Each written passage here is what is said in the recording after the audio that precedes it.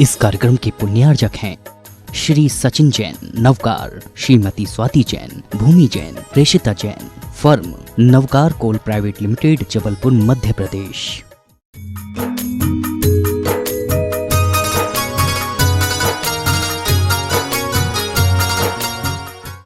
ओम नमः सिद्धेभ्यः। अहिंसा परमो धर्म की। आचार्य गुरुवर श्री कुंद कुंद भगवान की। आचार्य गुरुवर श्री ज्ञान सागर मुनि महाराज की।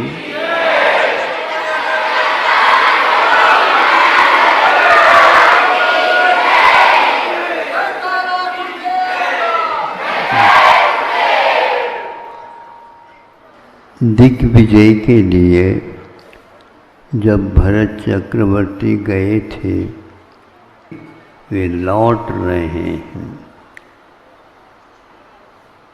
यह निश्चित है, युग के आदि में वे आदिम चक्रवर्ती माने जाते हैं।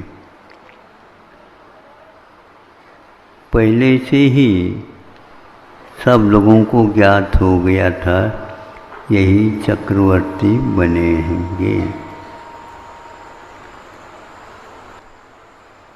किंतु मन की लीला अपरंपार है।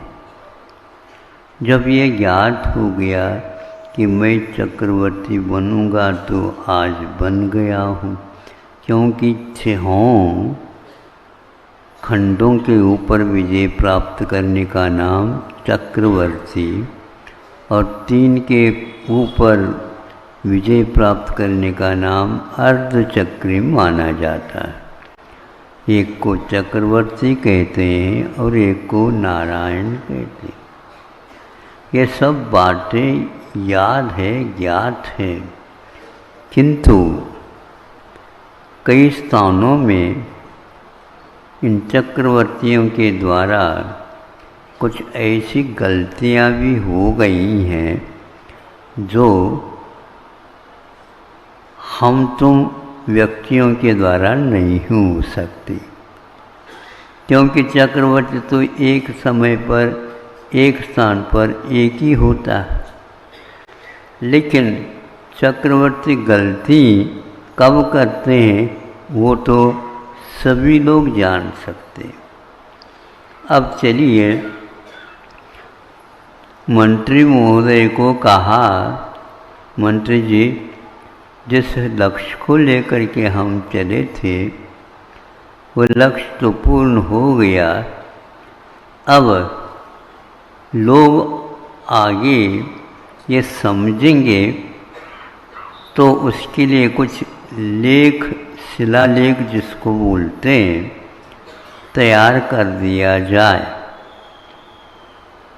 हाँ, आप कह रहे हैं और आप चक्रवर्ती हो ही गए हैं, इसमें कोई संदेह नहीं। और वहाँ पर ऐसे शिलालेख उल्लेख किया जाए कि युग के आदि में ऐसे चक्रवर्ती हुए थे।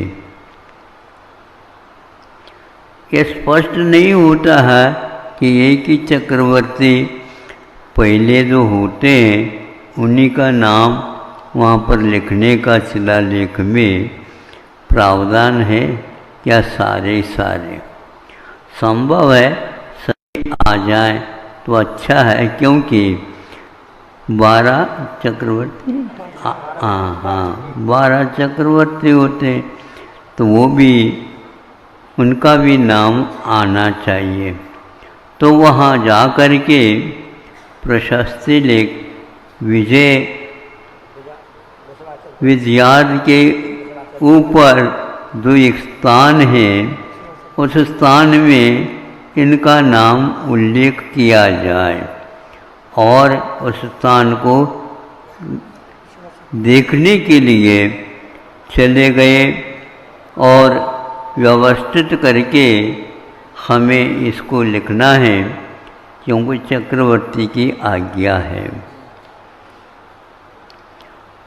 मंत्री लोग बहुत बुद्धिमान होते हैं और बुद्धि का उपयोग वे समय समय पर करते रहते हैं, किंतु उसके बुद्धि के उपयोग करते समय वे अवश्य सब लोगों के लिए ये काम में आ जाएं। इस प्रकार उन्होंने काम किए हैं। तो चक्रवर्ती के नामोल्लेख के लिए उनके आगे पिताजी, माँ आदि आदि कुछ लिखा तो होगा, जैसे अभी प्रशस्ति पत्र में लिखा जाता है। जा कर के देखा, वहाँ पर भरत चक्रवर्ती के अकेले नाम लिखने के लिए भी स्थान नहीं था। अब इतनी बड़ा पर्वत है, स्थान है, बड़ा काम हुआ है, बड़े चक्रवर्ती के द्वारा हुआ है और एक प्रकार से तीर्थंकरों के द्वारा कहा हुआ है। यही 12 होंगे, बाकी कोई नहीं होंगे। उसमें ऐसा नहीं कि कुछ पैसा दे करके टिकट खरीद लिया जाए, जैसे आजकल प्रचलन में खुल्लम खुल्ला तो नहीं है, लेकिन फिर भी वह रहस्य की बात खुल जाती है। ये कौन सा ज्ञान है? इसी का नाम है उपादेय समझने वाला ज्ञान होता है। जब चक्रवर्ती के नाम मात्र लिखने के लिए भी जगह नहीं है, अब कैसे लिखा जाए? बुद्धि तो चल रही थी, लेकिन अपनी बुद्धि यहाँ पर काम नहीं आएगी। चक्रवर्ती को ये पूछा जाए, और दोनों हाथ जोड़ करके वो पूछता है, स्वामिन, हाँ क्यों, क्या काम हो गया? हाँ वही चल रहा है, सारा तैयार हो गया है, आप नामोल्लेख मात्र प्रशस्ति में लिखना है, किंतु थोड़ी आवश्यकता पड़ी, इसलिए मैं थोड़ा सा संदेह को दूर करने के लिए आया हूँ। ऐसे कौन सा संदेह हो गया तुमको? नहीं, संदेह स्पष्ट तो है, लेकिन फिर भी आपका क्या और आशय है, ये देखने के लिए मैं आया हूँ। और भी आपका आशय हो सकता है, न और कोई आवश्यकता है ही नहीं, एक ही मात्र है कि वहाँ पर प्रशस्ति पत्र लिखी जाए। हाँ, लिखने के लिए तो गए थे हम, और शिल्पी वगैरह सबको तैयार हो गए हैं, किंतु क्या है? तुम्हारे लिए अधिकार दे दिया, आदेश दे दिया, करो, पर विलम्ब हो रहा है। किंतु सब कुछ है, इसमें कोई संदेह नहीं, आपका वैभव अपरंपार है। किंतु पहले भी ऐसे चक्रवर्ती बहुत हुए हैं।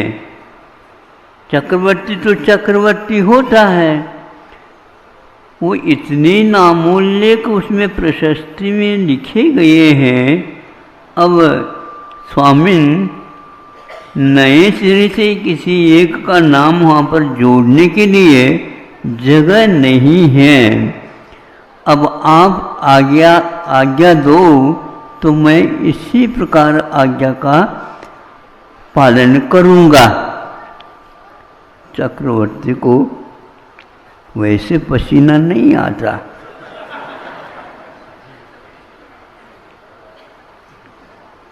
महापुरुष है,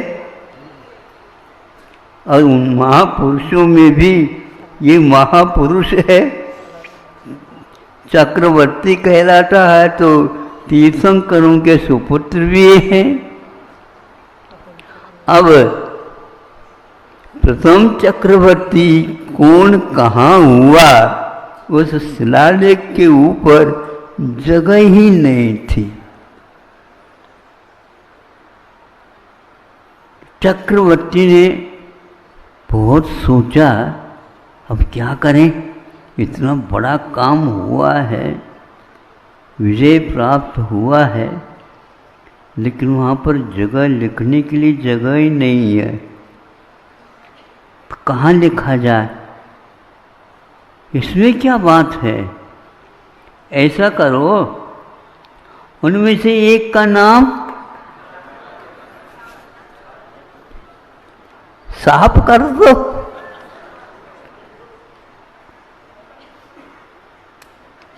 फिर क्या सोचना, उनमें से एक का नाम, अब अंतिम नाम क्या पहले नाम, क्योंकि पूरा पूरा हो गई, शिलालेख लिखा हुआ है,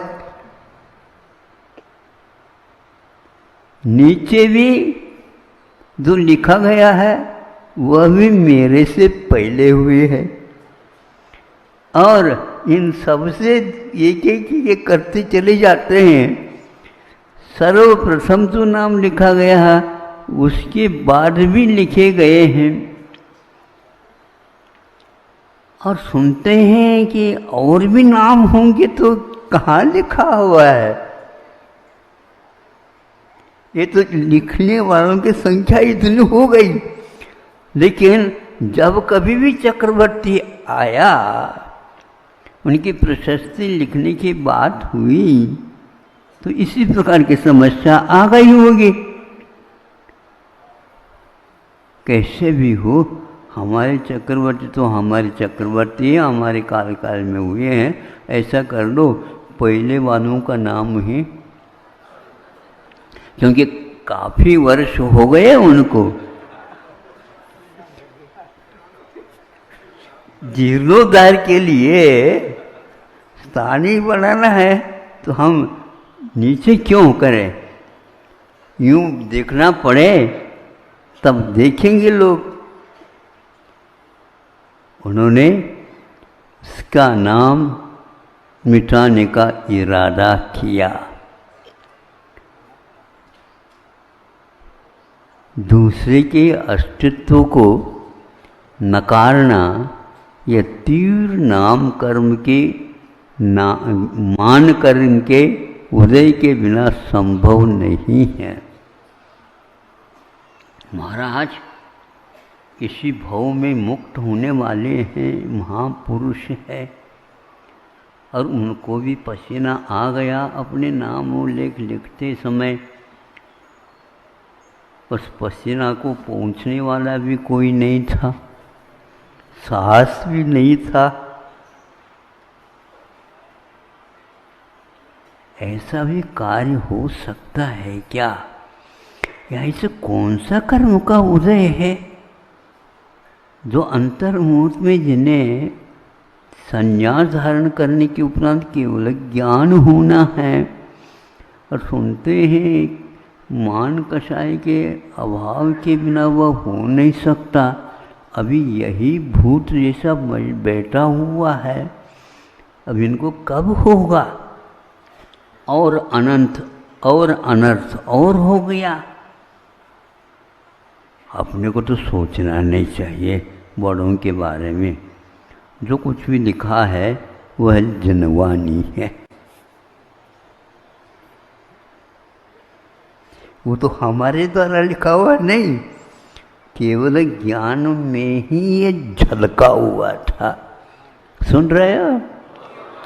हाँ, केवल ज्ञान में।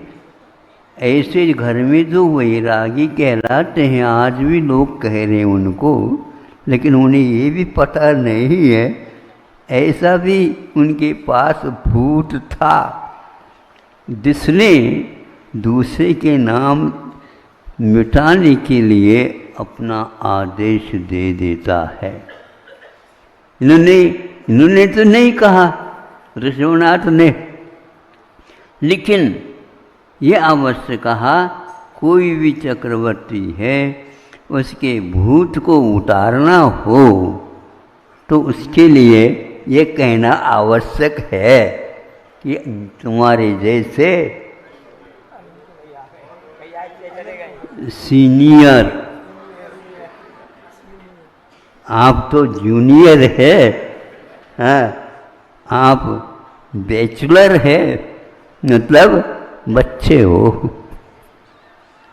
ये तो बहुत प्रौढ़ है, किंतु मैं समझ रहा हूँ इसमें कोई अंत है ही नहीं।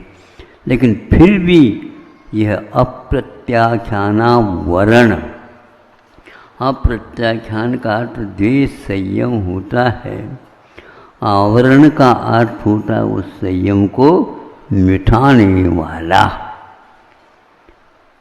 इसीलिए वह सोचता है निकाल दो उस नाम को और हमारे नाम लिख दो और चलो। जब कभी भी दूसरा चक्रवर्ती आएगा तब तक तो यहाँ पर कोई आने का नाम ही नहीं, वो भी सोचेगा।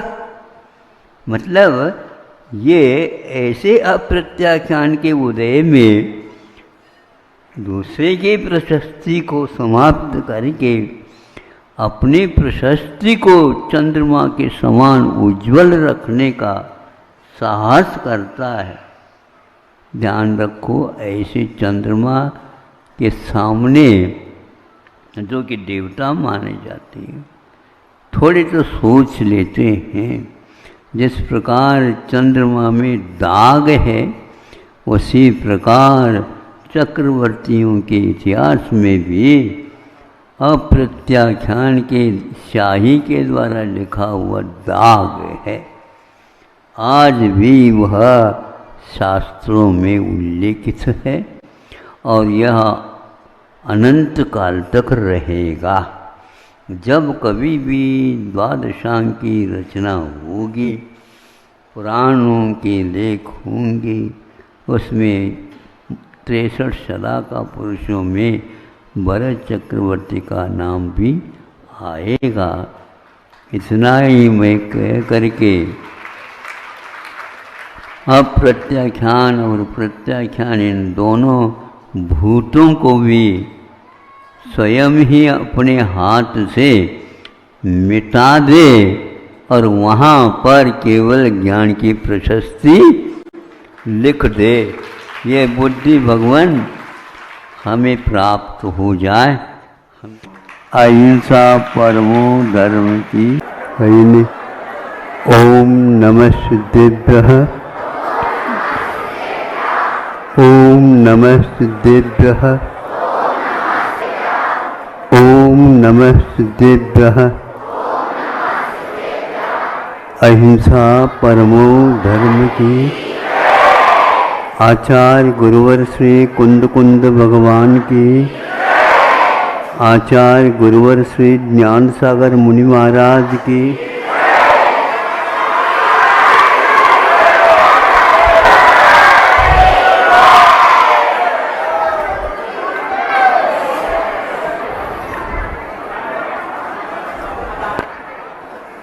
क्षेत्र काल भाव के निमित्त से कार्य हुआ करते हैं।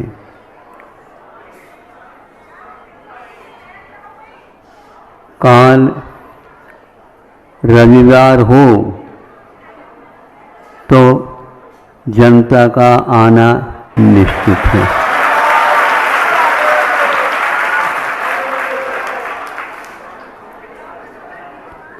तो एक इसमें से क्षेत्र और काल की बात मैं कह देना चाहता हूँ। आप लोग समझे कार्य की व्यवस्था में क्या क्या आवश्यक होता है। तो एक व्यक्ति ने बताया, आप लोग सुन रहे हैं क्या? लाइटिंग कर रहे हैं, देखो वहाँ पर। यह सभा भवन है और धार्मिक सभा भवन है। इसमें आप लोग इस बात को समझ लिए, हम इतने दूर से आए हैं और फोटो कर लेने के लिए नहीं आए, कुछ समझने के लिए आए। कितने फोटो लिए हैं आप लोगों को ज्ञात ही नहीं, कितने रील भर गए हैं आपको ज्ञात ही नहीं। बस अब इतने हम महत्वाकांक्षी हैं। तो उस दृश्य के बारे में मैं बता दूं, बियावान जंगल है और बीच में से रोड है, पथ है। इधर भी देखते हैं तो ऊंचे ऊंचे पेड़ लगे हैं, इधर भी ऊंचे ऊंचे पेड़ लगे हैं और पहाड़ियाँ भी हैं। एक व्यक्ति उसमें से आया, व्यक्ति मनुष्य नहीं, वह भी मनुष्य जैसे प्राणी है। ऊपर से तो उसको व्याघ्र बोलते हैं। आया, दोनों तरफ देखा, कोई मनुष्य होगा तो वह तो भागेगा, और भागने का तो वहाँ पर कोई चारा था ही नहीं। एक के बाद दूसरा और आ गया व्याघ्र। इस प्रकार व्याघ्रों की गिनती 10-15 हो गई, और वो वहीं पर रोड होने के कारण देखा जंगल में कहीं इस प्रकार का स्थान मिलता नहीं, और यह बिल्कुल बढ़िया डांबर रोड मुलायम लगने लगा। उसने देख करके देखा ये कौन सा वर्ष चल रहा है, भारत वर्ष चल रहा है। पहले भी पथ होते थे और यहाँ पर अभी भी पथ है, और भी पहले एक पथ मिलना मुश्किल होता था। आज तो डबल पथ मिल जाते हैं, फिर 4 पथ मिल जाते हैं। पहले भी 4 पथ मिलते थे जिसको चौपाथ बोलते थे, लेकिन एक साथ 4 पथ मिलते हैं, 6 भी मिलते हैं। सुनने में आया है? अष्टपद यानी अष्टापथ ऐसे भी मिल रहे हैं। फिर भी आप लोगों को इससे मन भर नहीं रहा है। हमने आज तक सोचा ये लोग मन भरने के लिए कर रहे हैं या मन लगाने के लिए कर रहे हैं। मन भराने का चक्कर तो देख रहे हैं, किंतु मन लगाने के चक्कर में कौन है, हाथ उठाए। कहीं न कहीं मन तो लगा है आप लोगों का, और आप लोगों के इन कार्यों को देख करके वो व्याघ्र एक साथ एक सो जाता है, नहीं समझे, एक लोट पोट हो जाता है, जैसे गाड़ी में आप लोग होते रहते हैं। तो वो दिखता है मुलायम लग रहा है, कुछ भी बोल नहीं रहा। वह विपक्ष होता है तो बोला जाता है, एक पक्ष में बोला नहीं जाता, शांति का अनुभव लिया जाता है। जैसे बिल्कुल गाय के बछड़े बैठे हैं वैसे बैठे हैं वो सब। तो उसी बीच में एक कार आ गया, देखता है ये गैया का बछड़ा नहीं है, ये व्याघ्र है। इधर से एक और आ गया, इधर से और आ गया। कार सोचता है पीछे कैसे जाऊं, और आगे इनको पार करने के लिए अब जगह ही है तो, लेकिन उसमें से कार निकालना खेल नहीं था। ये गनीमत है, सब लोग कार में बैठे हैं, धीरे धीरे कांच भी ऊपर, दरवाजा कहीं ऐसा न हो कि कूद जाए, घुस जाए और आपकी तलाशी ले ले।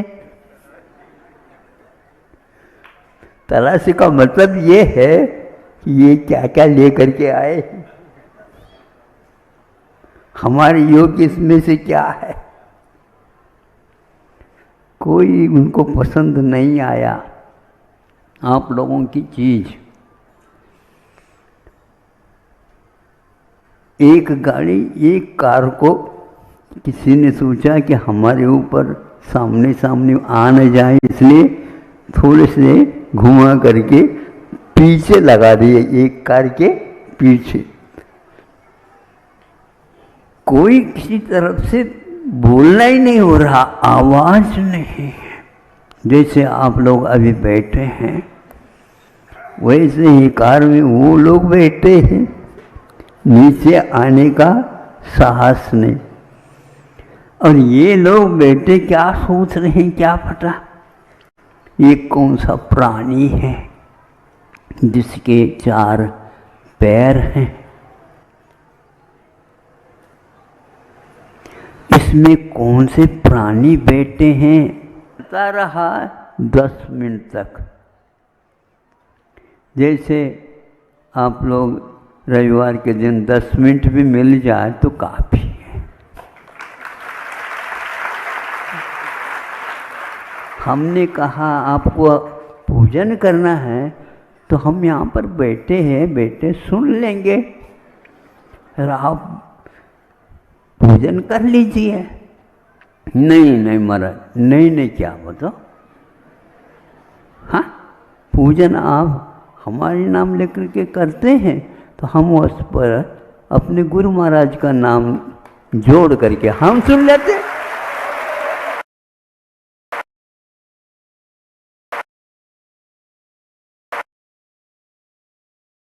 वही हम चढ़ा देते हैं।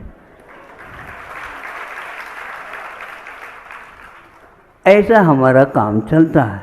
यदि मन हो गया, मन लगाने की बात है तो चले, 10 मिनट मिले हैं तो बोल ले थोड़ा सा, ताकि आप लोगों को तसल्ली हो जाए।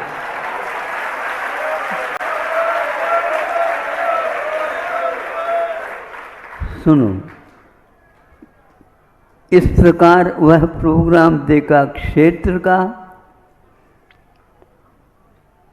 हमेशा हमेशा वे हिंसक ही होते हैं, ये भूल जाओ।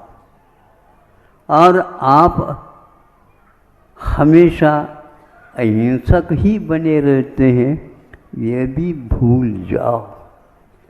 अवसर पर अहिंसक हिंसक होता है और हिंसक भी अहिंसक होता है।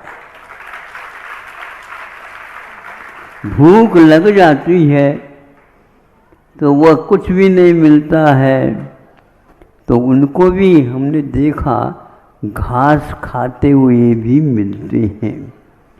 और चटकंड आगम आदि ग्रंथों में भी, धौला इत्यादि ग्रंथों में भी, कि वे घास खाते हैं, लेकिन कभी कभी वो सूखे घास को, पत्तों को उठा करके, जैसे आप लोग बहुत ही प्यार के साथ कोई चीज़ खाते हैं वैसे खाते हैं। तब लगा आपसे भी वो बढ़ कर के काम कर रहे हैं। वह कथा वहाँ पर इसलिए रखी गई है कि उसने भी संलेखना धारण की थी और वह एकमात्र पत्तों को ही खा करके रहता। घर में जब वह गया बैठा, एक दिन वह खाया ही नहीं, तो सब परिवार के जो व्याघ्र थे वो पूछने लगे, क्यों, क्या नहीं, आप क्या चाहते बताओ, हम वही ला करके दे दें। कोई अच्छे अच्छे फल लेकर के आया, दिखाया, फल नहीं खाया, कुछ भी नहीं खाया। एक दिन यूं ही चला गया।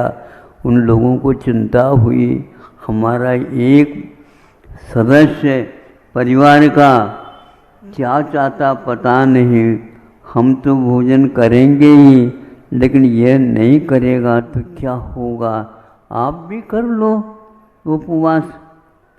नहीं, उपवास तो हम नहीं कर सकते। फिर दूरवास करो। उपवास यदि नहीं कर सकोगे, उप मैंने पास होता है। आप लोगों को किसी स्मरण नहीं, आप पास रहते हैं, रहना चाहते हैं या दूर रहना चाहते हैं? पास है, लेकिन दूर से तो आए हो आप, और भूल करके हमारे पास आ गए हो आप।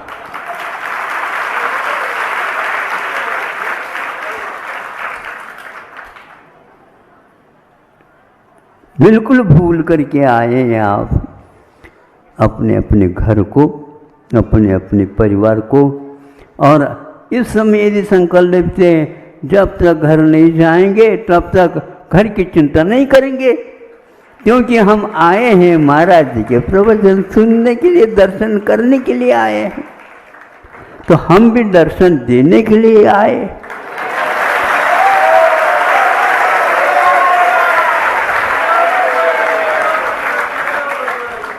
हमारा काम एक भी दुकान से हम बड़े बड़े ग्राहकों को भी पटा लेते।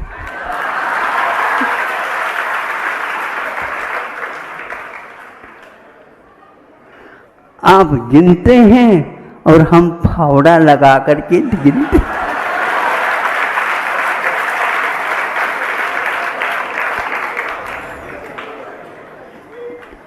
आप लोग आ जाते हैं और दर्शन तो हो गया, महाराज जी ने दर्शन दिया बाहर आकर के। क्योंकि आप लोगों को बैठने के लिए आप लोगों का स्थान है, हम वहाँ पर कैसे बैठ सकते हैं, इसलिए हम भीतर बैठे थे। दर्शन दे दिया तो एक व्यक्ति ने कहा, जीवन सफल हो गया।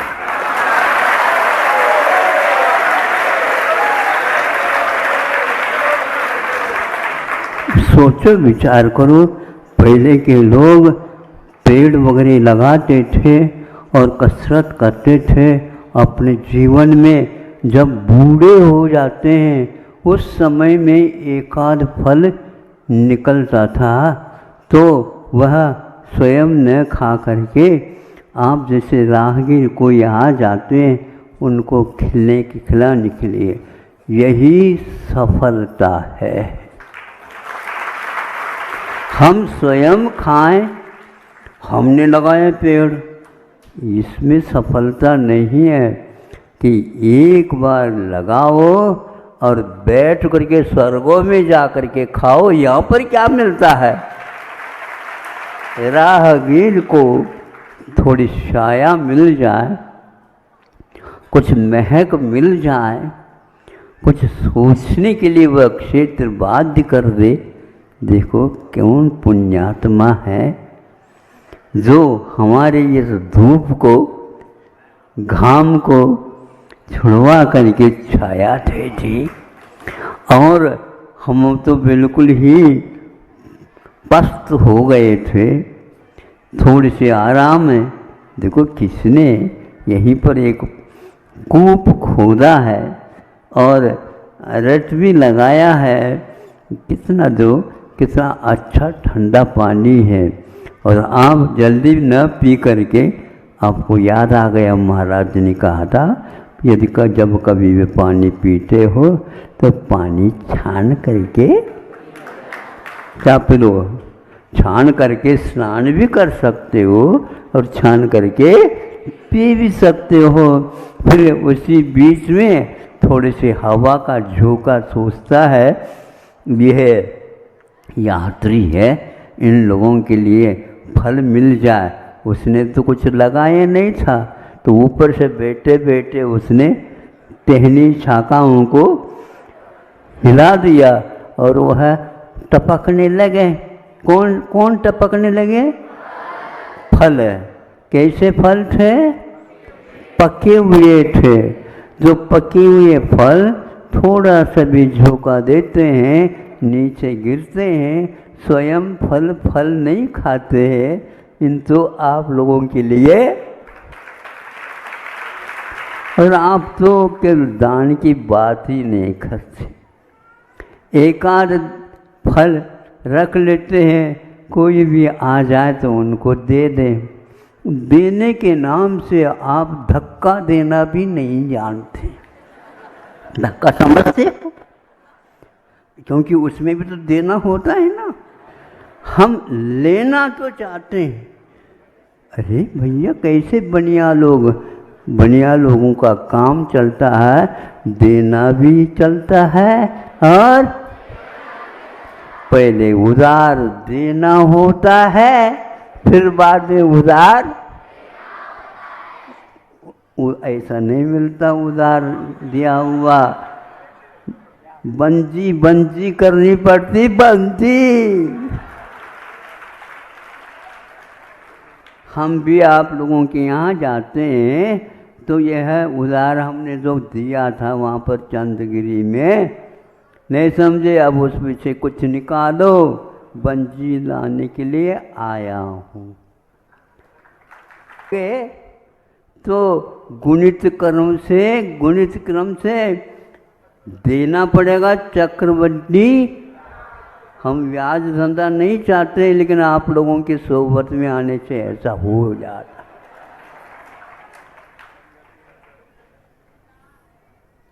ये हो गया हमारे 10 मिनट का उपदेश। वो हाँ, वो हो जाए, कोई बात नहीं, ऊपर का तो हम छोड़ देते हैं। हाँ, तो अब इसके उपरांत मैं ये कहना चाहता हूँ, वे सारे कोई आपस में लड़ नहीं रहे थे। व्याघ्र हो करके भी आपस में लड़ते नहीं, किंतु सिंह हो करके भी इसलिए नहीं लड़ते, आपस में लड़ेंगे तो हम यहाँ पर रह नहीं पाएंगे। आप लोग यहाँ पर शांति से रहना चाहते हो, आपस में मत लड़ो। जो लड़ने वाले हैं उनको भी आपस में मिला लो। इसलिए जैन धर्म में हमेशा लड़ने की बात नहीं कहते हैं। यदि कहते हैं तो हम जैसे लड़ो। महाराज, आप लड़ते हैं?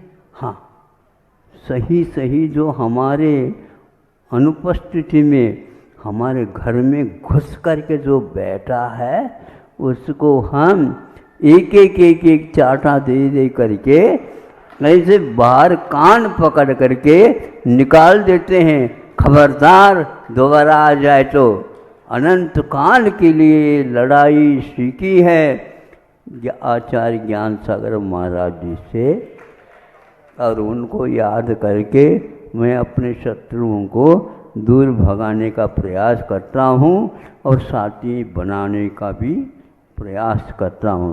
यदि चाहो तो आप हमारे परिवार में शामिल हो सकते। अहिंसा परमो धर्म की जय। इस कार्यक्रम के पुण्यार्जक थे श्री सचिन जैन नवकार, श्रीमती स्वाति जैन, भूमि जैन, प्रेषिता जैन, फर्म नवकार कोल प्राइवेट लिमिटेड, जबलपुर, मध्य प्रदेश।